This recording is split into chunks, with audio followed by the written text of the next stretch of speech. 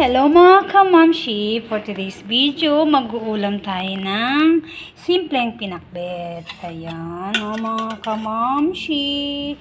Merong okra, may talong, may karne, may sitaw.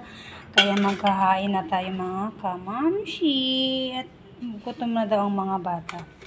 Kumain ng gulay para katawan ay lumakas. Ayan mga kamamshi, ready to eat na tayo. Nakahain ng iyong mamshi. Ayan, sarap ng ating ulam for today's video. Thanks for watching mga kamamshi. Ito ang inyong kamamshi na nag-iiwan. Kumain ng gulay upang katawan ay malakas at malusog.